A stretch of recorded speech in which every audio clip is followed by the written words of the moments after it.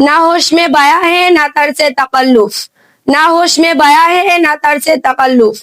मेरे तकरीर सुनने वालों को अस्सलाम वालेकुम और रहमतुल्लाहि व बरकातुहू।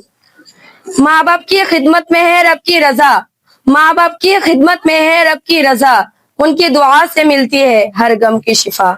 जो झुक गया उनकी कदमों के सामने, जो झुक गया उनकी कदमों के सामने, उसे नसीब हो जन्नत का आला।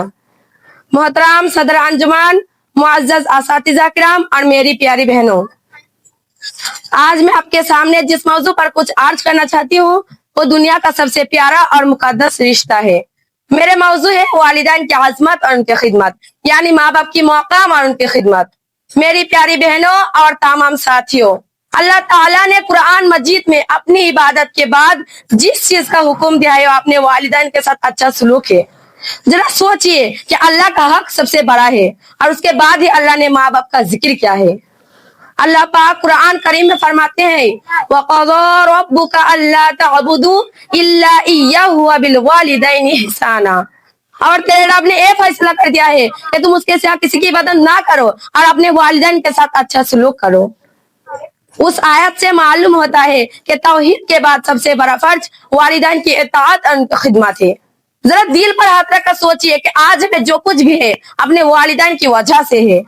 वो माँ जिसने हमें 9 महीने पेट में रखा है, तकलीफ बर्दाश्त की, खुद गिली जगह पर सोई लेकिन हमें सुखी जगह पर सुलाया, अपना आराम छोड़ा ताकि हमें आराम मिल सके। वो बाप जो धूप में पसीना बहाता है, मेहनत करता है ताकि हमारे लिए खाना ला सके, हमें अच्छे कपड़े पहना सके, खुद पुराने कपड़े पहनता है लेकिन हमारी फरमाइश पूरी करती है।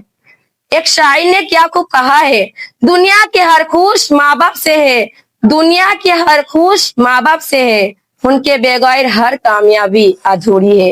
क्या हम उनके एहसान चुका सकते हैं? हरगिज नहीं। हमारे प्यारे नबी हजरत मोहम्मद सल्लल्लाहु अलैहि वसल्लम ने वालिदैन के शान में क्या फरमाया है, आइए सुनते हैं। जन्नत कहाँ है? हम सब जन्नत चाहते हैं ना? नबी करीम सल्लल्लाहु अलैहि वसल्लम ने फरमाया, अल जन्नतु तहता अक़दामिल उम्महात, जन्नत माँ के कदमों के नीचे है। यानी अगर माँ खुश है तो जन्नत तुम्हारी है और अगर माँ नाराज है तो इबादत की कोई फायदा नहीं। एक शायर ने खूब कहा है, लबों पे उसके कभी बद्दुआ नहीं होती, लबों पे उसके कभी बद्दुआ नहीं होती, बस एक माँ है जो कभी खफा नहीं होती।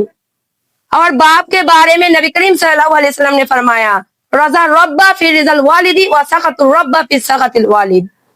अल्लाह के खुश बाप के खुश में है और अल्लाह की नाराजगी बाप की नाराजगी में है।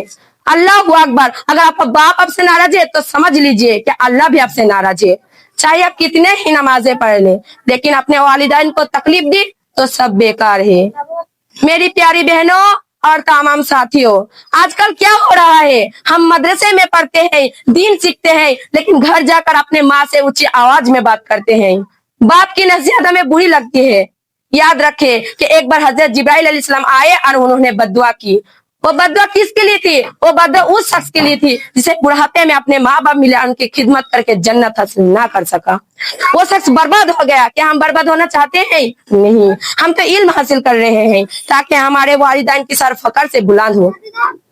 किसी शायर ने क्या खूब कहा है, माँ की दुआ जन्नत की दर खोल देती है, माँ की दुआ जन्नत की दर खोल देती है और बाप की मेहनत किस्मत बदल देती है।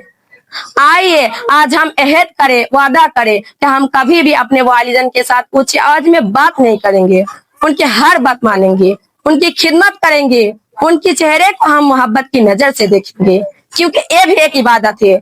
अल्लाह ताला हम सबको अपने वालिदैन की फरमाबरदार बनाएंगे और उनकी जिंदगी में उनकी खिदमत करने की तौफीक अता फरमाइए और जिनके वालिदैन इस दुनिया से चले गए हैं उनकी मगफिरत फरमाइए, आमीन। एक शायर ने क्या खूब कहा है, जो माँ बाप की खिदमत में झुक गया, जो माँ बाप की खिदमत में झुक गया वही असल में अपने रब के करीब हो गया। आखिर में मैं अपनी बात उसी दुआ पर खत्म करती हूँ जो अल्लाह ताला ने हमें कुरान मजीद में सिखाई है, रब्बिरहमुमा कमा रब्बायानी सगीरा। ए मेरे रब, मेरे माँ बाप पर रहम फरमा जैसा कि उन्होंने मुझे बचपन में पाला पोसा।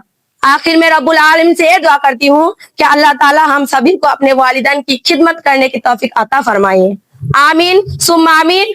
व आखिर दावाना अनिल हम्दुलिल्लाहि रब्बिल आलमीन। अस्सलामु अलैकुम व रहमतुल्लाहि व बरकातुहू।